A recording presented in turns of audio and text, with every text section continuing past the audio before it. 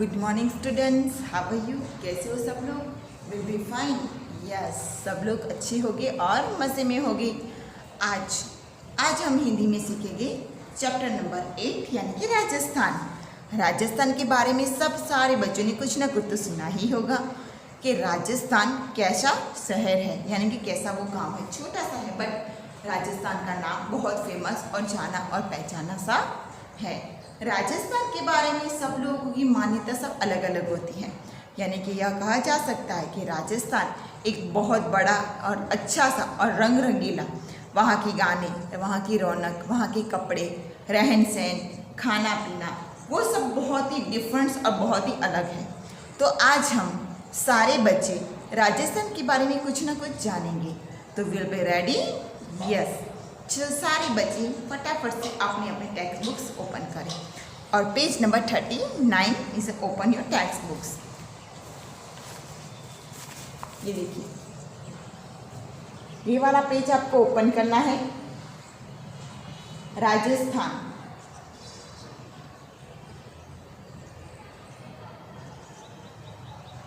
Okay? Yes, good. Page number 39, 3, 9 and 39, okay? Yes. अब हम start करें। Okay, done. Chapter number 8 Rajasthan, रंग बिरंगी परिधानों से सजी छजा। उसके पहले हम उसके थोड़े से शब्द अर्थ हैं वो जान लेंगे। तो आप पहले पेज नंबर 41 ओपन करो। पेज नंबर 41, उसमें देखिए, परिधान कपड़े, देहात गांव, फुर्सत खाली समय, सालाना वार्षिक, आख्यान कथा, प्रसिद्ध मशहूर, सैलानी पर्यटन, आश्चर्य अचरज, उर्ष मेला। ये थे पूरे वाक्य जो हमें ये पाठ के आधारित हमें समझने हैं, राइट? तो चलो पेज नंबर वापस से 39 ओपन करो और हम स्टार्ट करते हैं। राजस्थान सचमुच रंग रंगीला है। राजस्थान सचमुच रंग रंगीला है, यानी कि बहुत अच्छा सा शहर है जो एक देख सकते हैं। रंग रंगीला शब्द सबसे ज़्यादा राजस्थान और राजस्थान के लोगों पर ही जचता है, फबता, यानी कि अच्छा लगता है। अगर कोई हमें राजस्थान की बोले कि आप राजस्थान से हो, तो नहीं, क्योंकि हम उनके जैसे पहरवेश में नहीं है, हम उनके जैसे नहीं लग रहे, उसकी वजह से हम यह कह सकते हैं। तो ये कैसे देखते कि राजस्थान के लोग और राजस्थान दोनों में फपते हैं, यानी कि वो दोनों एक दूसरे से जुड़े हुए तो जचते हैं। इंद्रधनुषी रंगों की झिलमिलाहट समेटे और रंग बिरंगे परिधानों से सजी धजी यहाँ की लोग संस्कृति को देखकर लगता है मानो प्रकृति के अपने सारे रंग उसमें उड़ेल दिए हो। क्या कहते हैं? मेघधनुष, यानी कि इंद्रधनुषी रंगों की झिलमिलाहट ऐसी है, जैसे आप जानते हैं कि इंद्रधनुष के रंग बहुत सारे होते हैं और उनके रंग बहुत ही अच्छे और प्यारे लगते हैं। उसे समेट कर, यानी कि एक साथ बनकर, और रंग बिरंगी परिधान यानी कि कपड़े, तो वो कपड़े और सजी धजी यहाँ की लोक संस्कृति, यहाँ की जो लोक संस्कृति राजस्थान की है, उनका रहन सहन और उनके पहन का वो संस्कृति पर देखकर लगता है, उनकी संस्कृति पर हमें देखकर लगता है मानो प्रकृति ने अपने सारे रंग यहीं पर बिखेर दिए हैं। यानी कि मानो, यानी कि देखो तो पता चलता है हमें कि जैसे मेघधनुष के सारे रंग होते हैं, वैसे ही राजस्थान के में सारे रंग जैसे ढाल दिए हो कुदरत ने, वैसे हमें लगते हैं, क्योंकि वहाँ के जो कपड़े होते हैं वो रंग बिरंगी होते हैं और बहुत ही प्यारे होते हैं, जिसकी वजह से वो पहनना और देखने के लायक भी होते हैं, यानी कि देखने में हमें बहुत अच्छा लगता है कि ये कपड़े कितने प्यारे लगते हैं। वो क्योंकि उनकी शाइनिंग, उनके कपड़े का रंग, उनका रहन सहन, उनका ढंग कपड़े पहनने का वो बिल्कुल अलग होता है। उसकी वजह से यह मेघधनुष के रंगों की जैसी प्रकृति को हमें देख सकते हैं। राजस्थान के लोग खूब मेहनतू होते हैं। राजस्थान के लोग कैसे होते हैं? मेहनतू होते हैं, यानी कि काम करने वो कभी भी पीछे नहीं हटते हैं। काम कितना भी दो वो काम कर कर देते हैं, यानी कि काम में कभी वो नहीं कहते कि मुझसे नहीं होगा, मैं नहीं कर पाऊँगा, नहीं, वो काम कर देते हैं क्योंकि वो बहुत मेहनतू होते हैं। साथ ही वे नाच गाने में आनंद में डूबकर जीवन को खुशियों से भर देना चाहते हैं। क्या कहते हैं कि वो लोग कैसे होते? गानों से। उनके गाने आपने कभी कभी सुने होंगे कहीं पर जो बजते हो, या आपने राजस्थान गए होंगे तो वहाँ पर वो गाने वो बजते हैं। राजस्थान में बहुत सारे होते हैं उसकी वजह से, क्योंकि वो रण प्रदेश जैसा है। का वहाँ के जो नाच गाने होते हैं वो अंदर डूबे रहते हैं, आनंद और खुशियों से डूबे रहते हैं, और वो जीवन की खुशियों से वो भर देना चाहते हैं। वो जो अपना जीवन होता है, जो अपना जीवन होता है उसे वो खुशियों से भर देना चाहते हैं। पर कैसे? नाच गाने से, गाना गाकर खुशियाँ दे, यानी कि गम। अगर हमें कोई तकलीफ होती है तो हम कभी कभी गाना सुनते हैं, भगवान का कोई कीर्तन सुनते हैं तो वो हमें अच्छा लगता है, राइट? वैसे ही इनकी जीवन की खुशियाँ उन्हीं से जुड़ी होती है। वे जोश के साथ पर्व उत्सव में बढ़ चढ़कर हिस्सा भी लेते हैं। वो क्या कहते हैं? जोश के साथ, यानी कि बहुत उल्लास के साथ वो लोग हर त्यौहार के, हर पर्व में चढ़ बढ़कर, यानी कि बहुत मेहनत, बहुत आगे बढ़कर वो कहते हैं कि मैं हिस्सा लूँगा, हम तैयार है। कभी भी वो लोग यूँ नहीं बोलते कि हम हिस्सा नहीं लेंगे, हमें ये पसंद नहीं है, हमें ये त्यौहार हमारा नहीं। त्यौहार हो या ना हो, अगर कोई उत्सव मनाया जाता है तो वो लोग वहाँ का प्रिपरेशन करते रहते हैं।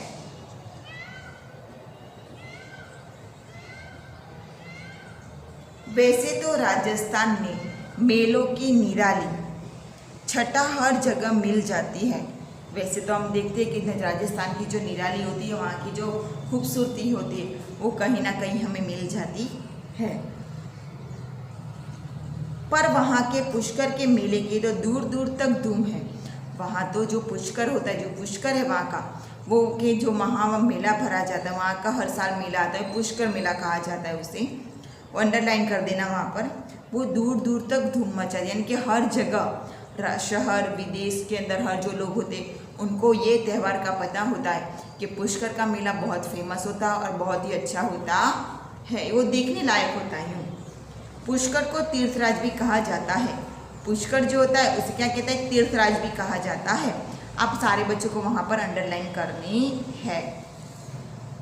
पुष्कर एक तीर्थ स्थान भी है। पुष्कर एक धार्मिक स्थान है। वहाँ पिंडदान, पूजा, प्रार्थना वो सब पुष्कर में किया जाता है। पूर्वजों के लिए वो वहाँ कार्य किए जाते हैं।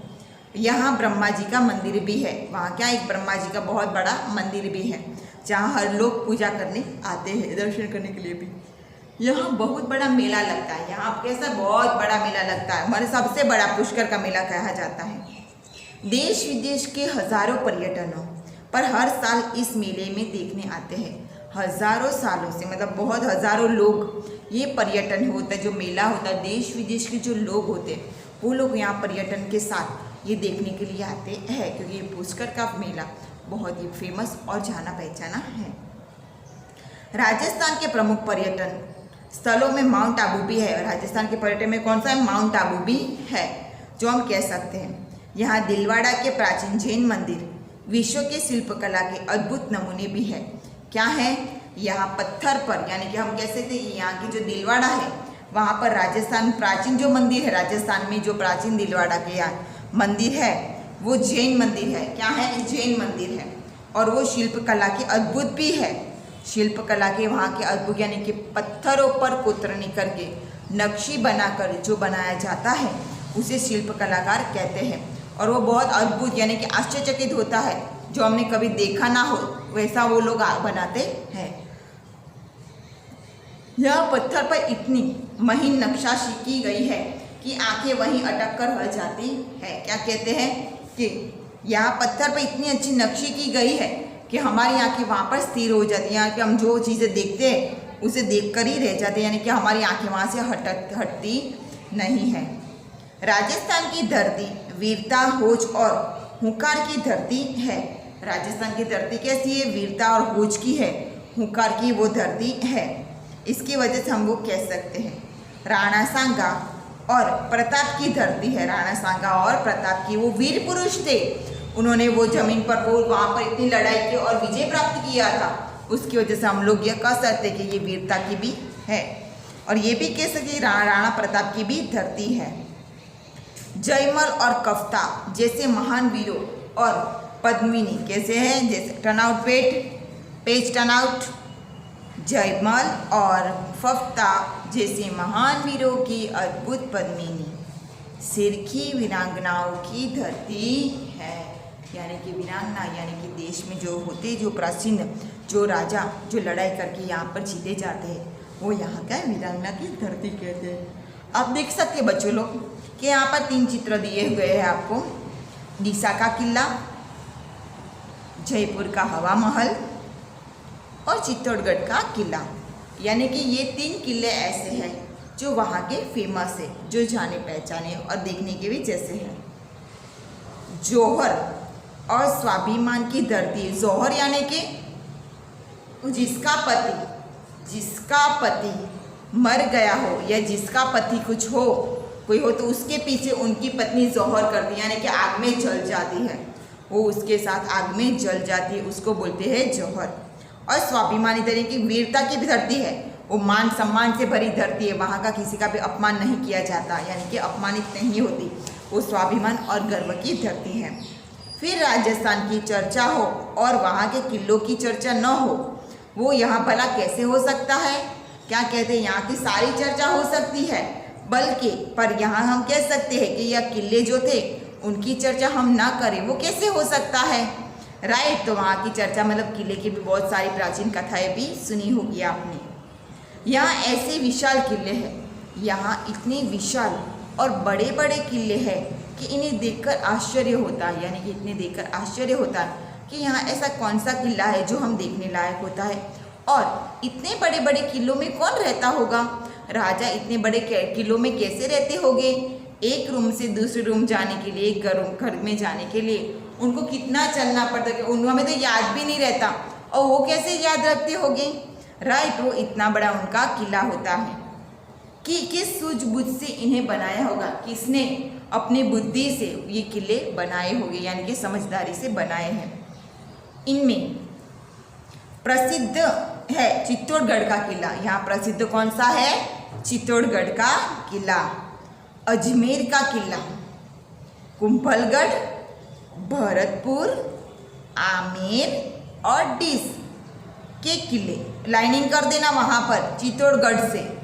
चित्तौड़गढ़ का किला, अजमेर का किला, कुंभलगढ़, भरतपुर, आमेर और डिस के किले वो वहाँ के प्रसिद्ध किले हैं। ये किले राजस्थान के गौरव और गर्व का प्रतीक है। इन पर भी अंडरलाइनिंग कर देना कि राजस्थान के गौरव और गर्व का प्रतीक है, यानी कि वहाँ की प्रतिष्ठा है, ये गर्व की बात है। इसके अलावा जयपुर का हवा महल और उदयपुर का जल महल बेहद प्रसिद्ध है, जिन्हें देखने दूर दूर के पर्यटन आते हैं। उदयपुर में हवा महल और जल महल दोनों प्रसिद्ध है, यानी कि जल में बीच तालाब के बीच है ये महल, उसके वह कह सकते शायद वो है, हाँ वही है। और हवा महल भी ऐसा है, हवा महल ये हवा में उड़ता नहीं है, उसका नाम दिया गया है, तो बहुत प्रसिद्ध और जाना पहचाना है। अगर कभी भी आप जाते हो तो ज़रूर ये महल देखना, क्योंकि वहाँ के बहुत सारे दूर दूर के मुसाफिर लोग जो होते हैं घूमने फिरने आते, वो लोग ज़रूर ये देख लोग नहीं जाते हैं, क्योंकि यहाँ का जयपुर में ये सब प्रसिद्ध है। क्योंकि हम देख नहीं सकते कि इतना बड़े किले इतने सारे प्रसिद्ध हो सकते हैं कि लोग देखने के लिए इतने उत्सुक होते हैं कि ये ऐसा कैसा किला है। यूँ वहाँ की रानियाँ कहाँ रहती होगी, वहाँ का जौहर कैसे किया जाता होगा, वहाँ लड़ाई के टाइम पर कैसी तोपें रखी जाती होगी, वो सब यहाँ पर देखने को मिलता है। राजस्थान की लोक कलाओं और लोक अध्ययनों में तमाम चीज़ें हैं, जैसे कि राजस्थान की जो लोक कला होती है वहाँ की, उनकी हम देख सकते हैं, उज्जैन की तमाम चीज़ें यहाँ पर हमें देखने को मिलती है। जो अपना सानी नहीं रखती, क्या वो अपना सानी नहीं रखती, यानी कि अपने पास नहीं रखती, सबको देखती है। इनमें राजस्थानी चुनर, लहंगे आदि वस्त्र भी तो है ही ना। क्या वहाँ का फेमस है कौन सा? चुनर और लहंगे, वो वहाँ का राजस्थानी वस्त्र है जो फेमस है। इसके अलावा नागौरी जूतियाँ और मोजड़ी भी फेमस है, वहाँ की जूतियाँ भी बहुत फेमस है। जयपुर की पाव भर रुई की रजाइयों भी बहुत प्रसिद्ध है। पाव भर यानी कि 100 ग्राम, वो उनकी रजाई वहाँ की बहुत फेमस है। वो देखने लायक होती है, खरीदने लायक भी होती है, बहुत अच्छी और गर्म होती है। जो हल्की और काफ़ी गर्म होती है, देखने में बहुत हल्की होती है पर उनका गर्मा यानी कि जो हूँफ होती है वो बहुत ज़्यादा मिलती है। खाने में राजस्थान के लोग चटपटे खाने के शौकीन होते हैं। राजस्थान के लोग कैसे होते हैं? खाने में चटपटे होते हैं, यानी कि उनको चटपटा खाना बहुत ही पसंद होता है। भुजिया और नमकीन तो यहाँ से लोग विदेशों में भी ले जाते हैं। भुजिया और नमकीन, यहाँ की जो भुजिया और नमकीन होती है वहाँ की, वो लोग विदेश में भी वहाँ खाने के लिए ले जाते हैं। यहाँ की पशुओं में मुख्यतः गाय, भैंस और ऊँट, भेड़ को भी देखने को मिलते हैं। वहाँ के पशुओं की प्रख्याता क्या है? गाय, भैंस, ऊँट और भेड़े हैं। ऊँट यहाँ के देहांत की मुख्य सवारी है, क्योंकि ऊँट पर से बैठकर ही हम यहाँ से वहाँ जा सकते हैं। राजस्थान में बहुत ज़्यादा हम चल नहीं सकते हैं, क्योंकि वहाँ की रेत बहुत गर्म होती है और हमारे पाँव वहाँ गर्म में वो सहन नहीं कर पाते, उसकी वजह से। उसके पीछे कारण यह है कि ऊँट कई दिनों तक बिना पानी पिए रह सकता है, क्योंकि राजस्थान में पानी बहुत कम मिलता है।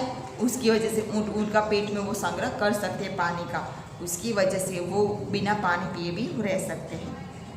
अपने गद्देदार पैरों की बनावट की गद्दीदार पैर बनावट से वह रेत में आसानी से चल सकते हैं, क्योंकि ऊँट के पाँव के नीचे गद्दी होती है, गद्दी जैसा उनका स्पंचिंग होता है, उसकी वजह से वो रेत में चल सकते हैं।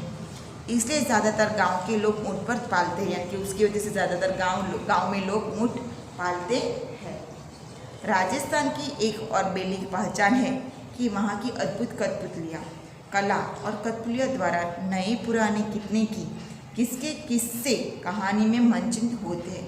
हमने देखे कहीं और कठपुतलियाँ कपड़ों की बनाई हुई होती है कठपुतलियाँ, उससे वो नाटक, वो खेल, कोई स्टोरी जो हमें समझाना चाहते हैं वो उसके द्वारा वो हमें समझा सकते हैं, यानी कि वहाँ की वो फेमस होती है। राजस्थानी लोगों की जिंदा दिली की दाद देनी पड़ती है। राजस्थानी लोग जो थे उसकी जिंदा दिली होती है, उसके क्या यानी कि दाद देनी पड़ती है, यानी कि वाह कैसी उनकी जिंदा दिल होती है, वो कितने उत्साहित होते हर बार के कि प्रकृति यहाँ इतनी गंभीर होती है, शायद इसके लिए वहाँ के लोग इतने जिंदा दिल है। वहाँ की परिस्थिति गंभीर होना, यानी कि वहाँ पानी की बहुत अछत मिलती है, उसकी वजह से फिर भी वो लोग वहाँ रहते हैं और हंसी खुशी से रहते हैं, इसलिए हम उसको जिंदा दिली कह सकते हैं। लोक नृत्य और लोक संगीत यहाँ की जीवन में रचा बसा है। क्या है? लोगों के नृत्य और गाना उनके जीवन में रचा बसा, यानी कि उन्होंने बसा लिया है, कि उसकी वजह से हमारी लाइफ मतलब पूरी लाइफ उनकी खुशियों से भरी रहे, उसकी वजह से वो लोग गाते हैं, नाचते हैं, नृत्य करते हैं, वो सब कह के वो अपना दिल का बहलाते रहते हैं। फिर मीरा की इस पावन भूमि में भक्ति की रसधारा भी नितर बहती है। यहाँ फिर भी मीरा जो थी, मीरा भगवान, उसकी वहाँ की जो पावन भूमि है वहाँ पर भक्ति की भी रसधारा वहाँ पर भी बहती है, यानी कि उनके गाने वहाँ पर भी सुनने जाते हैं। यूँ शाम के समय फुर्सत में सुर छेड़ना यहाँ के लोगों का प्रिय है। शाम के टाइम होता है 6-7 बजे और वहाँ के लोग वो सुर तान लगने लगते हैं, यानी कि वो लोगों को बहुत ही अच्छा लगता है। नृत्य में कालबेलिया, नृत्य की धूम तो प्रगति मैदान में लगने वाले मेले में भी खूबियों देखी जा सकती है। क्या कहते हैं? वो कहते हैं कि नृत्य और कालबेलिया जो नृत्य होती है तो धूम की प्रगति के कारण वो मैदान जो होता है और वहाँ के जो मेले भराते हैं उसके अंदर भी देखी जा सकती है। वो लोग यूँ बजाते रहते हैं और गाना गाते रहते हैं। स्वभाव से ही राजस्थान के लोग उत्सव प्रेमी होते हैं, उनका नेचर ही ऐसा है कि वो उत्सव प्रेमी हर त्यौहार को बहुत उल्लास और खुशियों से भर देते हैं। त्योहारों में गणगौर और तीज राजस्थान में बहुत धूमधाम से मनाए जाते हैं। अभी आपने देखा तीज अभी गया, राइट। तो तीज का त्यौहार उनके लिए बहुत फेमस होता है और वो अच्छे धामधूम से वो भी मनाते हैं। हाथों में मेहंदी लगाए और गहरे रंग की घाघरा चोली पहनती है महिलाएं, और लड़कियों का उत्सव इन त्योहारों में देखने लायक होता है।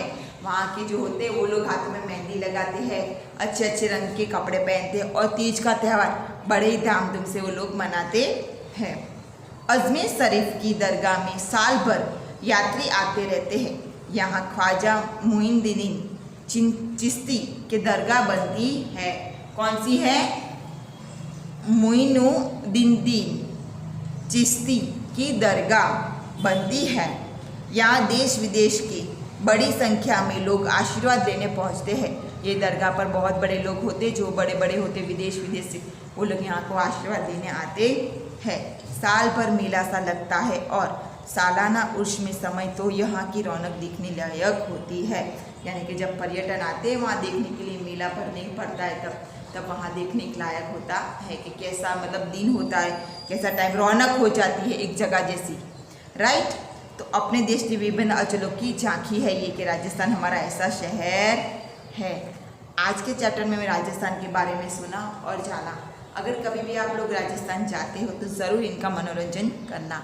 मनोरंजन मीन्स वहाँ आप मनोरंजन आप लोग करना, वहाँ की खुशियाँ, वहाँ की रौनक, त्यौहार, कपड़े, रहन सहन, खाना पीना, वो सब अच्छे से देखना और फुल एंजॉयमेंट करना, राइट। आज का चैप्टर यहाँ तक। नेक्स्ट चैप्टर में हम एक्सरसाइज वो एक्सप्लेन करेंगे, ठीक है। तब तक good bye and have a nice day.